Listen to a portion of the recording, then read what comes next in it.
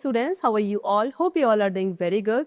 Today students, we are going to start our 11th chapter of class 2nd, which is about water. So in this chapter, we are going to discuss the different sources of water, forms of water, clean water, how should we save water, and also the very important concept of water cycle. Okay, let's start the chapter. See, first of all, we have given you the introductory lines. About 3/4 of the Earth's surface is covered with water. Water is very important for life. There can be no life without water. All living things, animals and plants need water to live. We need water to drink, bathe, cook and wash. Where does this water come from? Let us find out. So students, हमारे अर्थ का about 3/4 surface जो है वो water से covered है. Water के हमारे living beings के लिए, सभी living beings के लिए is very very important. No life without water, life जो है it is not possible. सभी living things, animals and plants को water की requirement होती है to survive, to drink, to bathe, cook and wash. So that means बहुत सारे various purposes है जिसके लिए water हर एक living being के लिए काफ़ी important होता है. लेकिन ये water मिलता कहाँ से है? What are the sources of water? That you have to discuss now. So now the next topic is sources of water. So rain is the main source of fresh water. Fresh water का सबसे main source जो है, primary source जो है, that is rain. Okay, clouds in the sky give us rain. जो sky में बादल होता है वो हमें rain देते हैं. The rainwater goes into river, stream, lake, ponds and well and also seep into the ground. We use water from pond, lake, stream, spring and rivers. Water that seep into the ground is called groundwater. So यही बारिश का पानी rain water जो उसके बाद river, stream, lake, pond, waste में चला जाता है एंड ग्राउंड के अंदर भी सीप करता है एंड फिर इसी pond, lake, stream, spring, reverse के पानी को हम लोग यूज करते हैं. वो वाटर जो ग्राउंड में सीप करता है उसे ग्राउंड वाटर कहा जाता है. एंड ग्राउंड वाटर को कैसे यूज किया जाता है? बाय डिगिंग वेल, ट्यूबवेल या हैंड पंप्स के थ्रू. इन आवर होम, हमारे घर में जो हमें वाटर मिलता है वो टैप्स के थ्रू मिलता है एंड जो वाटर हम अर्थ के सरफेस पर देखते हैं उसको क्या बोलते हैं? सरफेस वाटर बोलते हैं. Okay, see, you can see this is hand pump, well, tap, tube well. These are the different sources of water. Next is spring. Spring क्या है? Spring is a small stream that emerges out of the ground. छोटी सी water stream जो कि ground से बाहर की तरफ emerge होती है, इस तरीके से उसे क्या कहा जाता है? Spring कहा जाता है. Next we have stream. Stream क्या है? It is a thin channel of water flowing down a mountain. Mountain से, पहाड़ों से नीचे एक पतला सा thin सा channel of water जो flow करता है उसको stream कहा जाता है.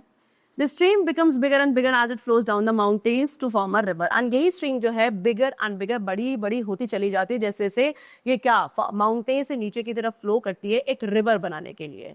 ठीक है. The next is river. River क्या है? It is a good source of fresh water. River एक अच्छा source है fresh water का, because जो rivers में water होता है ये mainly कहाँ से आता है? जो mountains पे snow होती है उसके melt होने से वो water आता है जो कि हमारे rivers में जाके mix up होता है. Then lake. Lake क्या है? Lake is a large area of water with land all around it. एक बहुत बड़ा area water का जिसके चारों तरफ land area होता है उसको क्या कहा जाता है? Lake. Okay? Then next is pond. Pond क्या है? Small body of water surrounded by land on all the side. अब pond वो है जो एक छोटी सी water body है जिसके चारों तरफ land area है उसको pond कहा जाएगा. This is the pond. Then well. Well क्या है? Well एक deep round hole है which is made into the ground to get ground water. एक deep यानी कि काफी गहरा round hole जो ground के अंदर बनाया जाता है ground water को बाहर निकालने के लिए, उसको well कहते हैं. Then sea. Sea क्या है? Sea is a huge body of water. एक large water body है जिसको sea कहते हैं. Sea water जो होता है वो salty होता है and is not fit for our use. The next is ocean. Ocean is a very large body of salt water. Ocean sea से भी एक बहुत बड़ी water body है salty water की ही. That means what?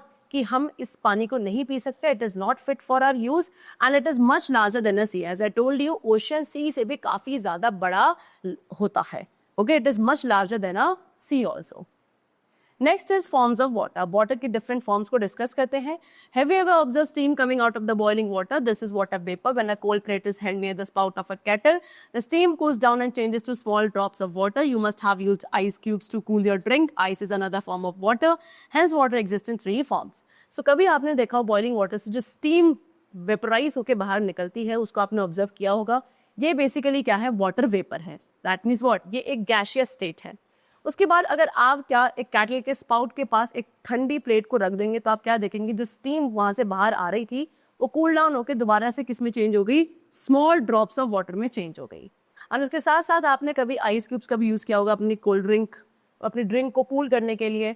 So ice भी क्या है? आइस भी एक अनदर फॉर्म है वाटर की. एंड इस तरीके से वाटर जो है 3 फॉर्म्स में एग्जिस्ट करता है. That is ice. आइस क्या है? सॉलिड फॉर्म है वाटर की. वाटर जो है वो लिक्विड फॉर्म है and water vapour is the gaseous form of water. The next topic is clean water. So the water we drink should be pure and clean. Water from the sources as mentioned above may not be safe for drinking. It may contain germs and impurities and drinking such water can make us sick. So students, क्या जो water हम पीते हैं, पानी जिस पानी को हम पीते हैं वो हमेशा clean and pure होना चाहिए. जो आपको डिफरेंट सोर्सेज से वाटर मिलता है, जैसे कि पहले भी डिस्कस किया था, वो ज़रूरी नहीं है सारा ही डिफरेंट सोर्सेज से मिलने वाला पानी हर तरीके का पानी सेफ हो फॉर ड्रिंकिंग पर्पस. इसीलिए क्या हमें उस पानी को साफ बनाना ज़रूरी होता है, बिकॉज उस पानी के अंदर हो सकता है जर्म्स हो, इम्प्योरिटीज़ हो, एंड ऐसा पानी अगर आप पियोगे तो you can fall sick also. ठीक है, सो वी शुड बॉयल और फिल्टर वाटर बिफोर ड्रिंकिंग. इसीलिए पानी को क्या बॉयल या फिल्टर करना चाहिए पीने से पहले. बॉइलिंग से क्या होता है, बॉइलिंग से मोस्ट ऑफ द जर्म्स जो पानी के अंदर है दे ऑल गेट किल्ड, है ना. And drinking water supply to our homes to the by the government is purified first. And जो पीने वाला पानी हमारे घर तक सप्लाई किया जाता है उसको गवर्नमेंट के थ्रू सबसे पहले प्योरीफाई किया जाता है and then it is supplied to our homes. But it should again be boiled और it should be filter through water purify. लेकिन उस पानी को भी क्या अगेन यानी कि दोबारा आपको या तो बॉइल करना चाहिए या किसी वाटर प्योरीफाई के थ्रू फिल्टर करके ही पीना चाहिए. Next is saving water. There is a plenty of water in the world as most of it is salt water. We cannot use it directly. So student, क्या है, हमारे world में बहुत सारा पानी है, जैसे कि स्टार्टिंग में हमने डिस्कस किया था 3/4 of our earth surface is covered with water only. लेकिन वो सारा का सारा पानी जो है वो यूजेबल नहीं है because most of the water जो है वो सॉल्टी वाटर है एंड उसको हम डायरेक्टली यूज नहीं कर सकते. सिर्फ हम क्या फ्रेश वाटर को ही यूज कर सकते हैं जो कि हमारे ponds, lake, rivers and well जैसी वाटर बॉडीज में क्या है स्टोर है. ऑल्दो रेन जो है it is the main source of fresh water, लेकिन बहुत सारे प्लेसेस पे काफ़ी क्या लिटिल रेन यानी कि बहुत कम बारिश होती है, इसलिए रिवर्स एंड लेक्स जो हैं वो कम्प्लीटली फिलअप नहीं हो पाती. एंड ऐसी जगह पे जो लोग रहते हैं उन्हें क्या काफ़ी शॉर्टेज ऑफ वाटर को यानी कि पानी की कमी को फेस करना पड़ता है. So it is important to save as much water as possible and avoid wasting it. इसीलिए ये बहुत ज़रूरी है कि जितना हो सके उतना पानी हम सेव करें एंड उसकी वेस्टेज को अवॉइड करें. Okay, so some tips to save water are as follows. यहाँ पे कुछ टिप्स हमें गिवन है जिससे हम वाटर को सेव कर सकते हैं. Number 1, do not leave the tap running while brushing the teeth. यानी कि जब आप अपने टीथ को ब्रश करते हैं तो आपको टैप को ओपन नहीं रखना चाहिए. Then turn off the taps carefully after use. Make sure the taps do not leak. And पानी को यूज करने के बाद आपको टैप्स को अच्छे से केयरफुली क्या टर्न ऑफ कर देना चाहिए. ये चीज ध्यान रखनी चाहिए कि टैप आपका लीक ना कर रहा हो. Then use bucket and mugs while bathing और वॉशिंग. नहाते वक्त या वॉशिंग करते वक्त आपको बकेट एंड टैप्स का यूज करना चाहिए. Store rain water in tank, drum and bucket. And tank, drum and bucket जैसी डिवाइसेस पे या चीजों में क्या आपको रेन वाटर को सेव करना चाहिए. Next is water cycle. In nature water keeps on changing its form. The heat of the sun changes water in seas, river, ponds and lake into water vapor. These vapors rise in the air and form clouds. High up, clouds become cooler and water vapor changes into tiny drops of water. These drops fall on the ground as rain and the rainwater flows back into rivers and seas. This water again changes into water vapor and comes back to the earth as rain, and this whole process is called water cycle. So हमारे nature में क्या होता है student, water जो है as we have discussed, water अपनी 3 states में exist करता है. हमारे नेचर में भी वाटर ऑल द 3 स्टेट्स में एग्जिस्ट करता है एंड अपनी स्टेट को या फॉर्म को हमेशा चेंज करता रहता है. सो जो सन की हीट होती है वो क्या करती है, जितने भी वाटर बॉडीज हैं like seas, river, ponds and lakes, इनके वाटर को सन की हीट की वजह से सन क्या करता है, सारे पानी को वाटर वेपर में चेंज कर देता है.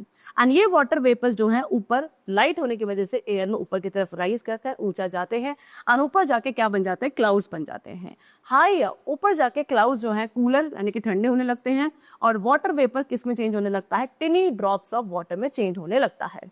एंड ये सारी वाटर ड्रॉप जो है फिर ग्राउंड पर यानी कि वापस दोबारा नीचे आ जाती है in the form of rain.